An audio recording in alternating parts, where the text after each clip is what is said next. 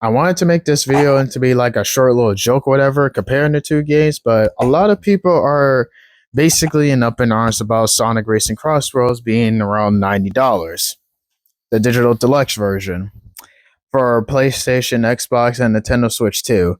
And hot take, I'm not exactly mad about this.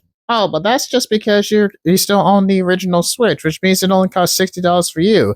And by the way, $60 is not a good price for Hunter x Hunter and Impact. It doesn't look like a $60 nor a $50 game.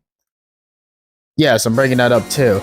In my experience, in my experience, when you save up to buy $60 games, you kind of get used to that pricing. And that's coming from me, who is willing to buy, $80 Lego Ninjago sets occasionally.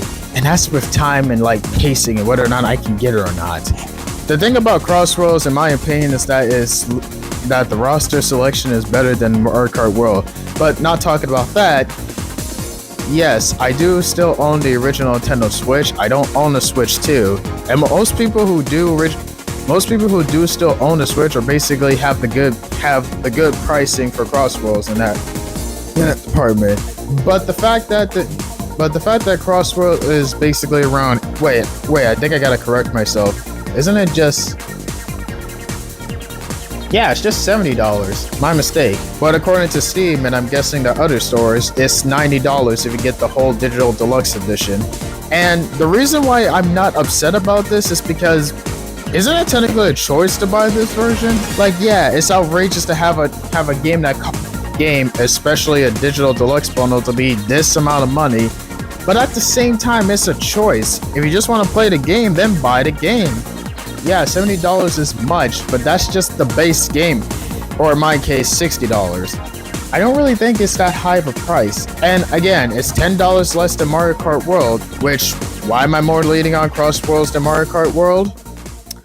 Well, to put it simply, one game has you playing as Hatsune Miku, a character from Yakuza, and motherfucking Joker from Persona 5.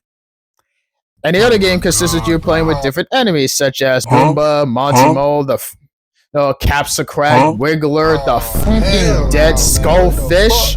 Like, just to go on a tangent there, Mario Kart World's roster is literally scrapping for playable characters. I don't know how the game works in form of unlocking them, but I think it would be funny if you just, I don't know, encounter these villains and then you scan them or something and then you're like, oh, okay, now I've unlocked this character. Kind of like how Lego Worlds did it.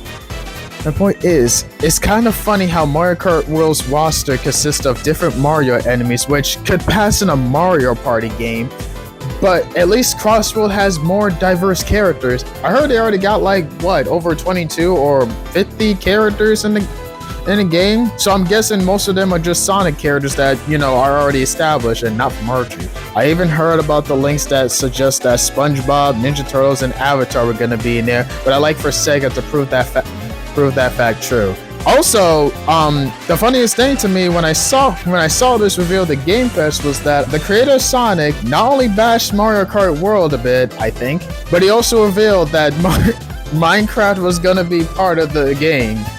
Like, I thought it was just gonna be a track, but like, I was half right. And honestly, that's more better than how Mario Kart World is. Now, don't get me wrong, I haven't played Mario Kart World, and I would be willing to.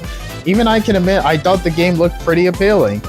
But if I had to give credit to one of the two games, I'm giving it to Crossroads for the diverse roster, and we haven't seen the majority of them yet. Mario Kart World is out, and I'm pretty sure everyone has saw the majority of the roster consisting of Mario enemies, which is funny when you think about the many different characters in Mario's past that they could have added there, but they probably just forgotten. I saw a TikTok earlier before that reminded me of this, stating like, oh, you could have added EGAT from Luigi's Mansion. And one thing that kind of pisses me off when I think about that is the fact that they could have added Cappy in the game. You could have had Cappy driving a little car in this game. Yet you gave that driver's license to a dead fish? Oh, but Cappy's on Mario's head, so he can't drive. Again, you let a dead fish drive a car, and you won't let Cappy do that shit? Now, who knows? Maybe they'll do DLC where they add more characters, kind of like how they did with the last Mario Kart in the Switch. But that still wouldn't be a fucking excuse, since you should have just added them to begin with. The roster for MKW is just scrapping. At least with Sega's, well, besides Miku, I think they're basically picking characters from different franchises that I'm assuming they own. That's all I really have to say, and it's not really a big deal. You can choose whether or not you want the deluxe edition or not, but that's just me. I'm still gonna pick this game up, but I also have other things I'm looking forward to. So yeah, that's just it for me. So bye.